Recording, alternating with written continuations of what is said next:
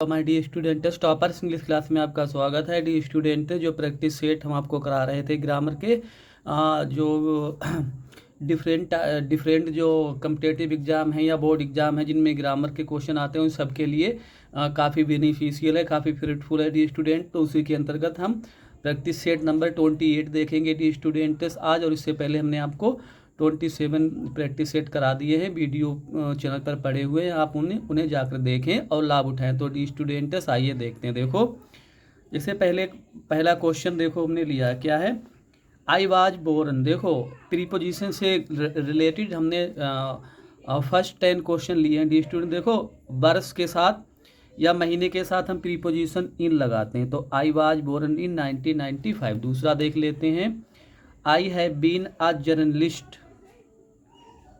देखो मैं पत्रकार हूँ, कब से फोर लगेगा, पीरियड ऑफ टाइम के साथ फोर लगेगा, फॉर 2 ईयर्स। अगला देखेंगे, रानी लेफ्ट यूनिवर्सिटी 3 ईयर्स, मतलब वो यूनिवर्सिटी छोड़ चुकी है डी स्टूडेंट। तो 3 ईयर्स एगो होगा इसमें, मतलब उसने 3 बरस पहले ही विश्वविद्यालय को छोड़ दिया था। तो पहले मतलब पास्ट के लिए एगो लगाते हैं। अगला है, आई हैव लिव्ड एब्रोड।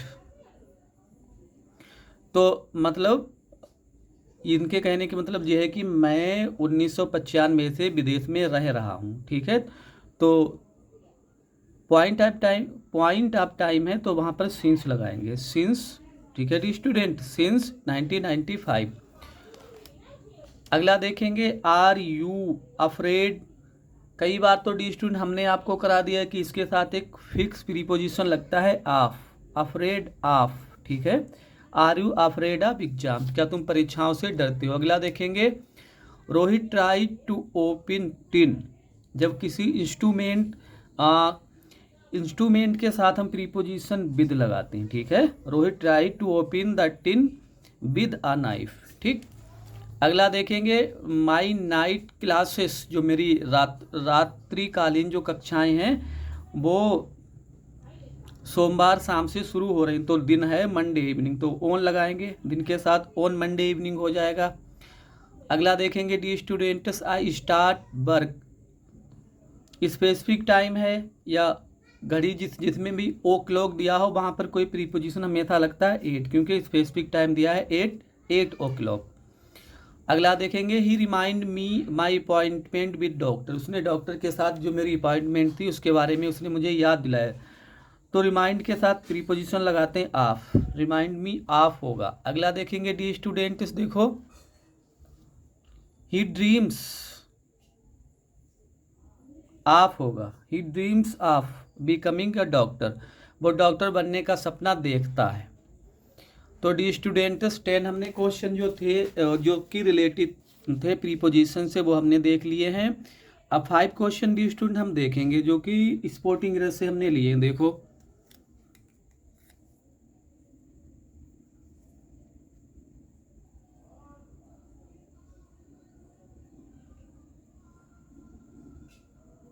देखो, they had been dancing for an hour when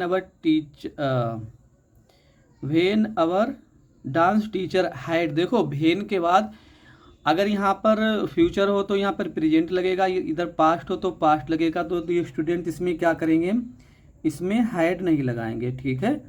तो इसके पार्ट डी में गलती है, ठीक है। हैड अराइव नहीं होगा, केवल अराइव्ड होगा। अगला देखेंगे डी स्टूडेंट्स, देखो अगला हमने लिया, देखो 12 number, my teacher told me that, told me, उन्होंने कहा, ऑल दैट ग्लाइटर्स बाज। देखो यहाँ पर क्या है, एक प्रोवर्ब है, ठीक है। प्रोवर्ब जो है या कोई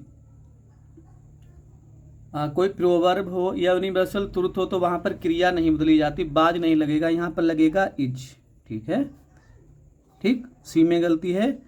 तो मेरे टीचर ने मुझे बताया कि हर चमकने वाली चीज़ सोना नहीं होती है, ठीक है।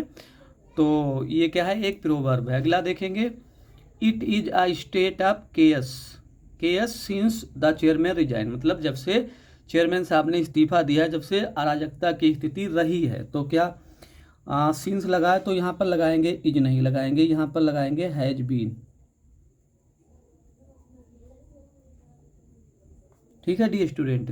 तो पार्ट ए में ही गलती, it has been a state of cares since the chairman रिजाइनेड।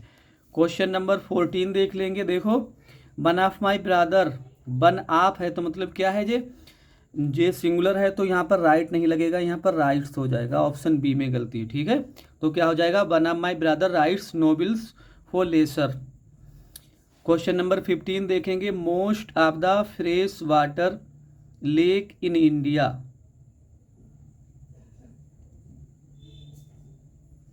तो क्या हो जाएगा, लेक्स हो जाएगा, ठीक है। जब कभी मोस्ट ऑफ होता है डी स्टूडेंट तो वहाँ पर जो लगता है मतलब वहाँ पर नाउन वो लगता है प्लूरल में, ठीक। One of the fresh water lakes in India are in the Himalayan region, ठीक। ये हो गया। 16 to 20 देखेंगे। देखो, OWS आपको बता है वन वर्ड सब्स्टिट्यूशन, मतलब शब्द समूह के लिए एक शब्द। देखो क्या है इसमें, देखेंगे। देखो क्या है, an examination of a body after death, मौत के बाद जो परीक्षण होता है उसे क्या कहते हैं डी स्टूडेंट, उसे कहते हैं पोस्टमार्टम, ठीक है। पोस्ट रूम नहीं होता है, पोस्ट डेट नहीं होता है, पोस्ट पोर्टम नहीं होता, पोस्टमार्टम होता है। अगला देखेंगे, a person who is skilled in making maps, एक व्यक्ति जो नक्शे बनाने में कुशल है वह होता है D students cartographer. Option B सही है, कार्टोग्राफर होता है। कैलीग्राफर क्या होता है, जिसकी राइटिंग अच्छी होती है, ब्यूटीफुल जिसकी हैंड राइटिंग होती है। और कैकोग्राफर वो होता है जिसकी हैंड राइटिंग अच्छी नहीं होती है डी स्टूडेंट्स, ठीक है। अगला देखेंगे, आ रेजिडेंट फॉर मॉन्क्स और प्राइस्ट, मतलब पुजारियों के लिए या प्रिस्ट या साधुओं के लिए जो एक स्थान होता है वो क्या होता है, वो होता है डी स्टूडेंट मोनास्ट्री होता है, मठ, ठीक है। वो मठ होता है, नर्सरी वो होता है जहाँ पर पौधे वगैरह होते हैं। कॉन्वेंट वो होता है डी स्टूडेंट्स जहाँ पर नन रहती हैं, जो ईसाई लोगों की मतलब जो औरतें हैं जो नन बन जाती हैं, जैसे साध्वी बन जाती हैं। और जैसे हमारे हिंदू धर्म में साध्वी, जैसे ईसाई धर्म में जो नन होती हैं वो ही रहती हैं, तो उसे कॉन्वेंट कहते हैं, ठीक है। टॉम क्या होता है, कब्र होता है। 19 नंबर देख लेते हैं आप, प्लेस ऑफ ब्यूरियल, जहाँ पर किसी को दफनाया जाता है, बिल्डिंग इमारत ये नहीं होगा। लेबोरेटरी प्रयोगशाला भी नहीं होता है डी स्टूडेंट। सीमेट्री होता है कब्रिस्तान, ठीक है। और एनुअल तो वार्षिक होता है, वो तो आपको मालूम है। 20 नंबर देखेंगे। देखो 20 नंबर देख लेते हैं डी स्टूडेंट। देखो, वेयरिंग नो नेम, जिसका कोई नाम ना हो, नेम सेक। और जो नेम सेक होता है हम नाम जो एक नाम के होते हैं, इसका आंसर है एनोनाइमस, ठीक है। और क्या है डी स्टूडेंट्स, ये है एनोमैली, मतलब होता है विसंगति।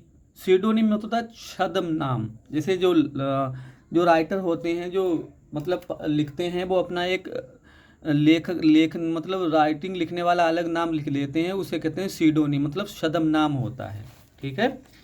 अगला देखेंगे डी स्टूडेंट्स, अब वोकेबुलरी से रिलेटेड हमने कुछ क्वेश्चन लिए वो देख लेते हैं। देखो, सिनोनिम्स ऑफ ऑर्गेनाइज। ऑर्गेनाइज को मतलब डी स्टूडेंट एक तो होता है किसी चीज़ को आयोजित करना, एक होता है किसी चीज़ को सही क्रम में रखना, तो इसका क्या होगा, इसका होगा अरेंज, ठीक है। और डिरेंज को मतलब होता है अस्त व्यस्त करना, किसी चीज़ को बिखेर देना। कन्फ्यूज मतलब होता है बाधित होना। डिसऑर्डर मतलब अव्यवस्था होता है, ठीक है डी स्टूडेंट। अभी हम 10 आपको करा रहे हैं तो कम से कम आपके यहाँ से तैयार हो रहे हैं डी स्टूडेंट 50 वोकेबुलरी के जो शब्द हैं वो आपके तैयार होंगे। दूसरा देखेंगे 22 नंबर, सिनोनियम ऑफ बर्सर्क मतलब होता है निडर या पागल या दीवाना किस्म का लोग, तो ये क्या होता है, डिमेंटेड होगा इसका, ठीक है। स्टोबर मतलब जिद्दी होता है, लेजी आलसी होता है, अपसर्ड मतलब विसंगत होता है, बेढंगा जो होते हैं लोग, जिसे रस्टिक कहते हैं, बेहुदा ऐसे किस्म के लोग होते हैं उसे अपसर्ड कहते हैं। 23 देखेंगे, सिनोनियम्स ऑफ ब्रिटल। ब्राइटल मतलब होता है नाजुक, कमजोर, कोमल, तो फ्रेजाइल होगा इसका, ठीक है। फर्टिल मतलब होता है घातक। फिकल मतलब होता है स्थिर चंचल। स्ट्रोंग मतलब होता है मजबूत। अगला देख लेते हैं डी स्टूडेंट 24 नंबर। काफ़ी डी स्टूडेंट हम ये क्वेश्चन लिए हैं, सब PYQ हैं, SSC और MTS के क्वेश्चन लिए हैं डी स्टूडेंट्स। अगला देखेंगे सिनोनियम आप एडोप्ट। एडोप्ट मतलब होता है अपने आप को अनुकूल बना लेना, समायोजित कर लेना, एडजस्ट कर लेना, तो क्या होगा इसका एडजस्ट होगा, डी नंबर। बाकी अगला देखेंगे अप्लाई। अप्लाई मतलब होता है एक तो आवेदन देना होता है, एक किसी चीज़ को लागू करना भी होता है। कंट्रोल मतलब नियंत्रित होता है। और अंडरस्टैंड मतलब समझना होता है। अगला देखेंगे question number 25 सिनोनियम of miraculous. Miraculous मतलब होता है चमत्कारी या अद्भुत। तो एक्सपेक्टेड मतलब अपेक्षित होता है। इनक्रेडिबल होगा। इनक्रेडिबल क्या होता है? जिसका विश्वास ना किया जा सके। एवरेज मतलब ठीक ठाक या औसतन। नॉन ऑफ द अबव, ठीक है। अगला देखेंगे। अब 5 क्वेश्चन हमने लिए हैं एंटोनियम्स के। एंटोनियम देखेंगे। एंटोनियम्स ऑफ एक्सोडस। एक्सोडस मतलब होता है प्रस्थान करना या गमन करना। तो इसका क्या लिखना है आपको? इसका एंटोनियम होगा अराइवल मतलब आगमन। बाकी डिपार्चर भी गमन है। एग्जिस्ट मतलब भी वही है। और रिफंड मतलब होता है पुनः भुगतान करना। अगला देखेंगे 27 नंबर देख लेते हैं dear student. Antonym of illicit. Illicit मतलब होता है अवैध या जिसे नाजायज भी हम कहते हैं, ठीक है। तो इलीगल ये भी वही है अवैध। अनलॉफुल ये भी अवैध है।